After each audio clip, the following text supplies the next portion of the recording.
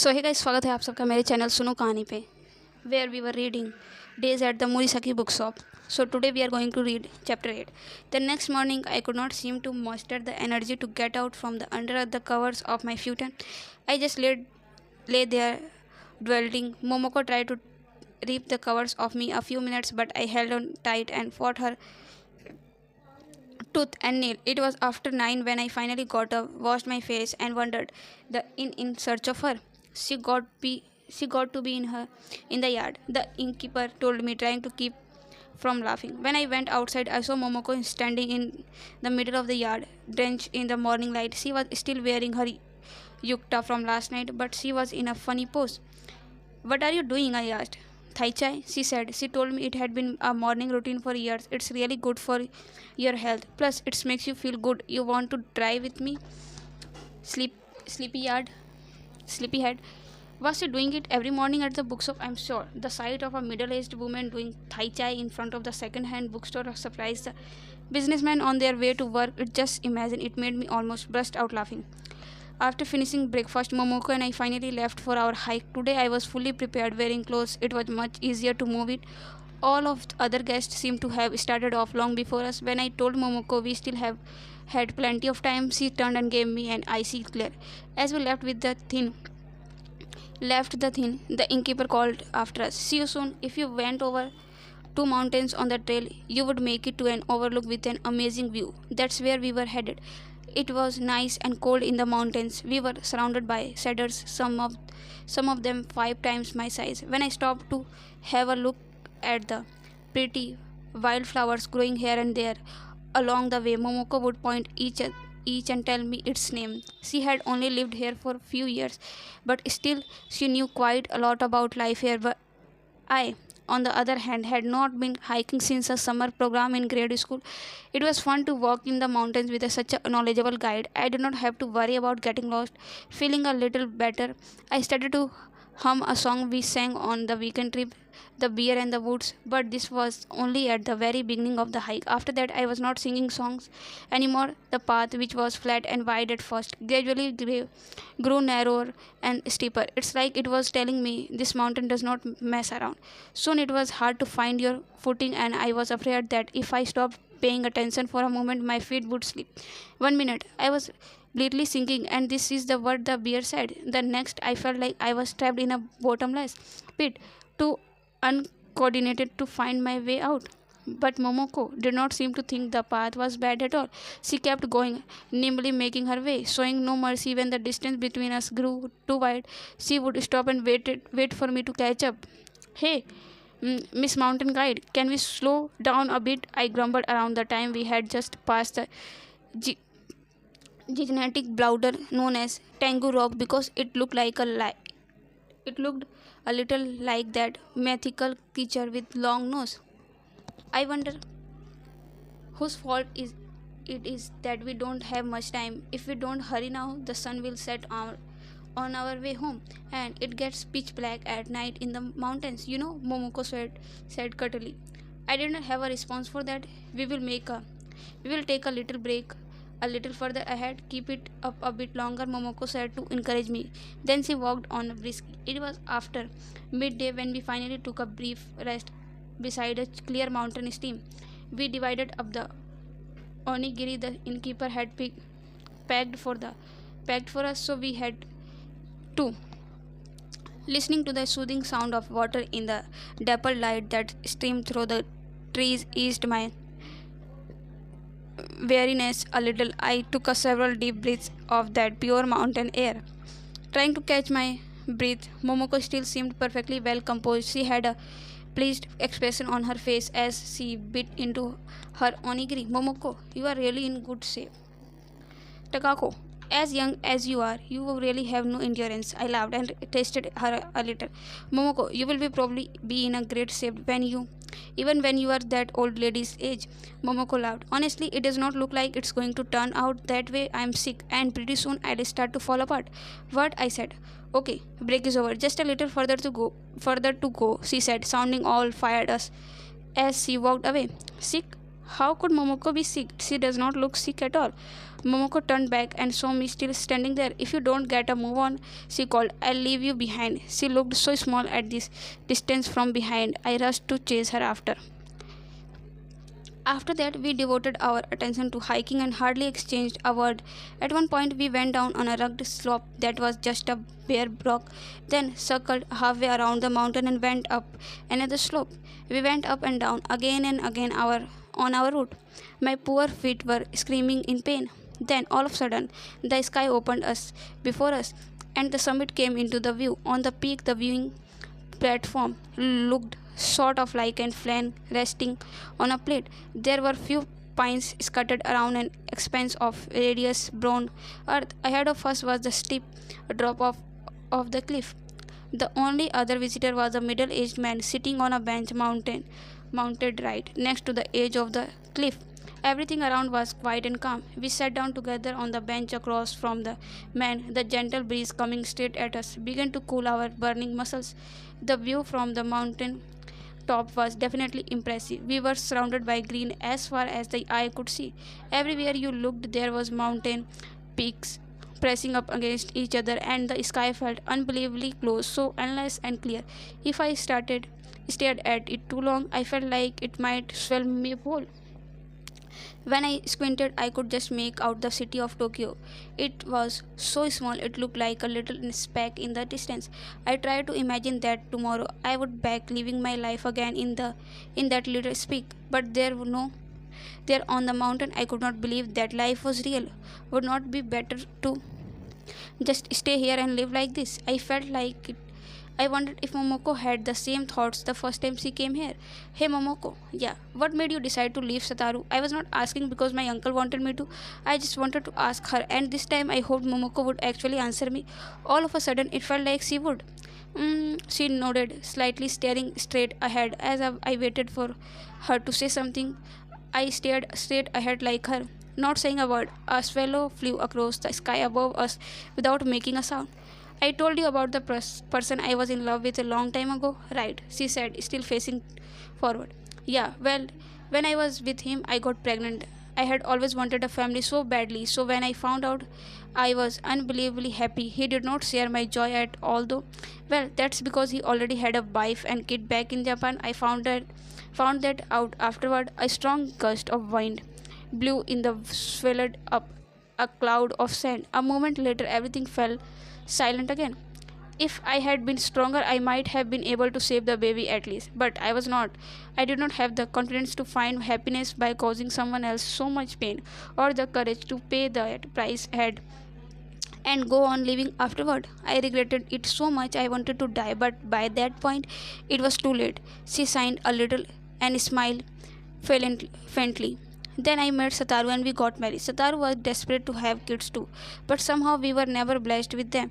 10 years passed and then we were given a child at last. Satoru was happy too. I was so happy I cried, but before the baby was born, it died inside me. I felt like I was being punished, and I was being punished because back then I had let my baby die. I felt like I did not deserve to give birth now. Satoru tried his best to comfort me. I'm sure it was hard for him too. He is so ridiculously kind. You already knew that though, right, Kako? I nodded. After that, I managed to get back on my feet somehow, and the two of us worked hard together to revive the Morisaki bookshop. Satoru was careful not to say another word about the baby, and then he became more and more absorbed by running the bookshop. I liked the shop and I liked the thing that I could love Satoru the way he loved me, but that was not enough. No matter how much time passed, the sadness never went away. I was carrying this feeling around, like there was a gaping hole left open inside me, and instead of disappearing, the emptiness inside me seemed to grow day by day. I started to think that being with him when I was feeling this way was almost a betrayal. Then I woke up one day and realized how far I would let things go. Momoko let out a long sigh. It was like she had been holding her breath until she finished telling me the story. If he wants to look down on me for doing something so selfish, what can I say? I can't argue with him. That's why I have been afraid to talk to him about it. I mean, you seem pretty shocked. How could I possibly respond? I had no idea what to say. There is probably no way at this point in my life for me to imagine the pain she felt. I could understand only the intensity of feeling in the face of something like that. Any easy words I might offer seemed meaningless. I could only sit there beside her, shaking my head in silence. After a while, Momoko got slowly to her feet.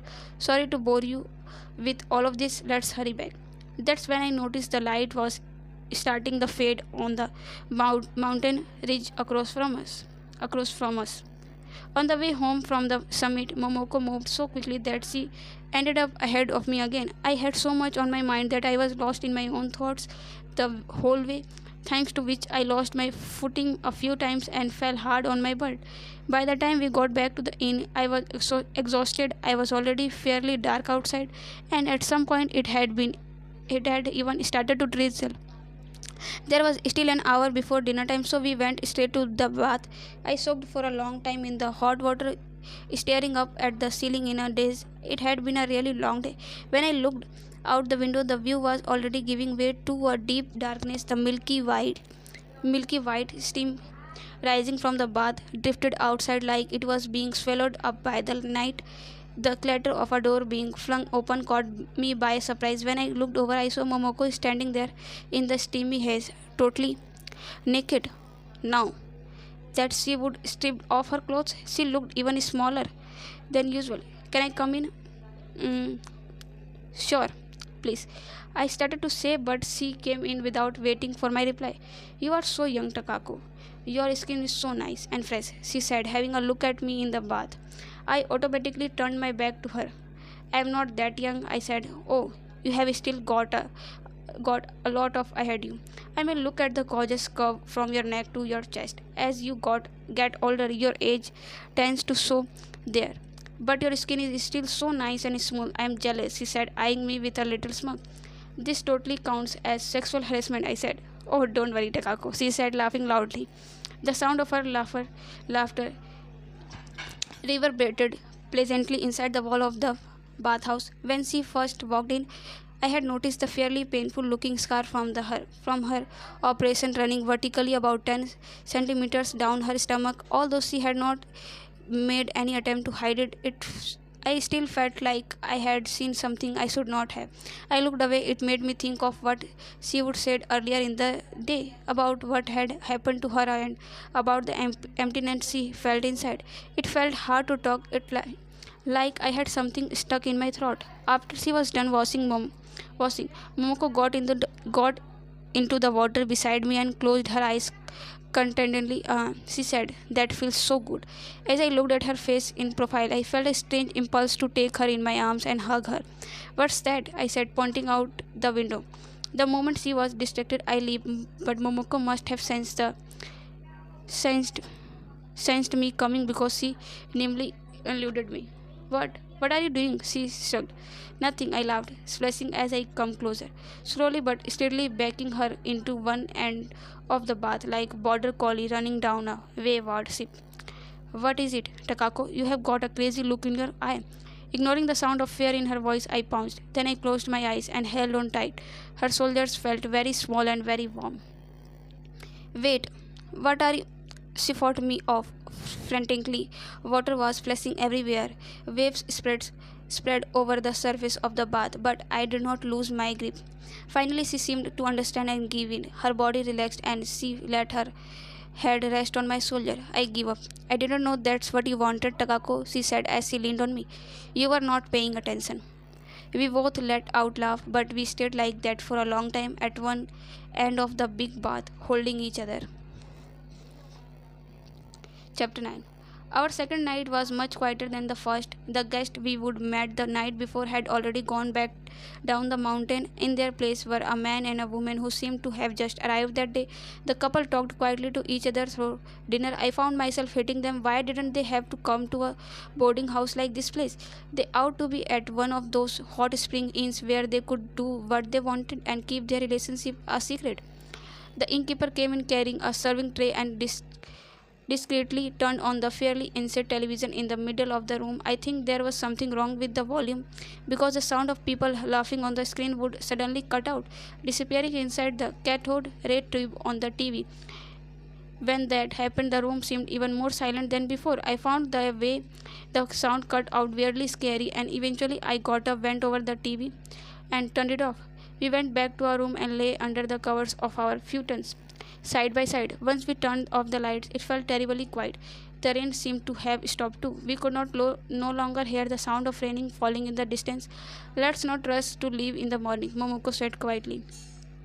That sounds good, I said, but my mind was elsewhere. I was staring up at the ceiling in the dark. Momoko had told me before that she could not sleep if there was a small light on it, so it was a pitch black in the room, and yet as I lay there with my eyes open, gradually getting used to the dark, I could make out the silhouettes of things in the room. However, dimly, a moment later, I called out softly to Momoko, whom I knew had to be right next to me, though I could not see her. Are you awake?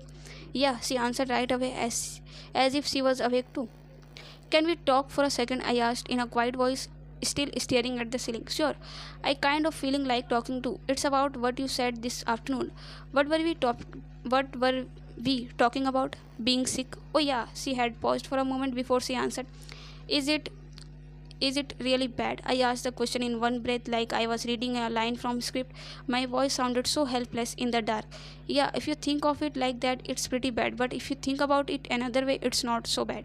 What do you mean? Hmm? Momoko drew out of sound until it became a groan. What I mean is, you know how there are people who die unexpectedly in an instant accident in or from a sudden illness, and they would never get the chance to say goodbye to anyone. Well, maybe compared to them, I am really fortunate. I still have time for all of that. You mean, nah, it's nothing to get so worried about it. It's not like that. Not like I am about to die right now or anything. A little while ago, I went into the hospital and they removed my uterus and did a bunch of other things, and now I am going regularly to the hospital and they are figuring out my prognosis. I think it's just something I have to keep an eye for the next few years. And is that why you went back to my uncle? It's not like that. I decided to come back as soon as I found out I was sick. The thought that did not even occur me at first, but then I had this dream one day when I was in the hospital and feeling pretty depressed. A dream. I rolled over to the face Momoko in the dark, but it was too dark to see the expression on her face. In the dream, I was on a boat that was right above the leave the harbor. No, actually, I think I might have been the boat. Anyway, I was paddling out towards the horizon. I could see all the way out there in the distance. I knew for a certain that once I got there, I was never coming back. When I turned around, I saw a man standing in the harbor, waving at me. I could tell a glance that it was Satoru. I had this feeling deep down that we would never see each other again, so I tried with all my might to wave back at him, but my boat was too fast. Satoru grew smaller and smaller as I left him behind. Before I knew it, I had lost sight of him, and I was alone, drifting across the ocean. That was the dream. I could hear from Momoko. I could hear Momoko rustling her covers as she turned to face me. Then she laughed for a moment. It's embarrassing, but when I woke up from that dream in my room at the hospital, I started crying and cried so much I could not believe it. I mean, I knew it was just a dream, but the tears kept coming one after another. In the end, I was sobbing. I can't remember the last time I cried before this. That's how rarely I cry, but that day I was just a total mess. I was so sad. It was unbearable, and then I knew I wanted to see Satoru again no matter what. It's so weird, don't you think? I don't think so. When I tried to imagine how lonely she must have felt, then I kept shaking my head. I could not see her going through something like that. It's definitely weird, Momoko declared. But that's why I came back, even though I still felt ashamed. So that's what happened. But you are still not planning on talking to my uncle about your illness? No, not planning on it, she replied flatly. Why not? At this point, I don't want to be burden to him now. He's so much stronger than you give him credit for. You are right. Of course, he can handle it. That's not the issue. It's about his feeling. I can't do that to him. It would not be fair after everything that's happened. But if you don't try to tell him, Momoko interrupted me before I could say, you will never know. I made my decision the moment I decided to come to see him, but then you told me. I realized my voice was getting louder. I guess I wanted to tell someone after all, Momoko said softly. I just wanted to open up to someone about leaving, about getting sick, and I knew that if I asked you not to tell Satoru, that you would keep my secret. That's not, I said, my voice breaking as I started to cry. That's not fair. You are right, it's not fair. I'm sorry, Takako. It made me so happy when you hugged me in the bath. I was truly happy. You are a really kind girl. That's why Sataru and I love you so much. I buried myself in the covers as tears ran down my cheeks. I kept repeating the words over and over again. It's not fair. It's not fair, Momoko kept saying she was sorry, but I went on repeating the phrase dozen of times, and I kept on going until at the same point I cried myself out and fell asleep. The next morning, under an overcast sky, the innkeeper and Haru saw us off just as she had when we arrived. Momoko stood in the entryway and bowed formally to the innkeeper. The innkeeper laughed as she tried to get her to stop, but Momoko persisted. See ya, Haru said casually and waved goodbye. Momoko was back to her usual cheerful self. In the morning, on our descent, she talked cheerfully. Oh, look, lilies are blooming. The leaves are starting to show some color over there. When I replied, I tried to my best to be as cheerful as I could. I didn't know what else to do. We parted ways at Shizuoka station that evening with the crowds teeming around her. Momoko stood in front of the turnside and bowed deeply to me. Thank you, Takako, she said. I had a really good time. The smile on her face was almost dazzling. Looking back at her, I took a risk and asked, what are you going to do now? I am going back to the bookshop. No, that's not what I mean. I mean after that, Momoko said, and folded her arms. I'll figure something out. That was all she said. Then she turned briskly on her heels and disappeared into the crowds. I stood there staring even after I lost sight of her small figure in the crowd. I tried to imagine what might happen next, but the feeling it stirred up in me were more than I could bear. So guys, यहाँ पे हमारा chapter 9 ख़त्म होता है. मिलते हैं next video में, और ज़रूर आप बताइए कि आपको ये बुक कैसी लग रही है. And don't forget to like, share and subscribe my channel, and please stay tuned और and watch my all videos please. Thanks for watching.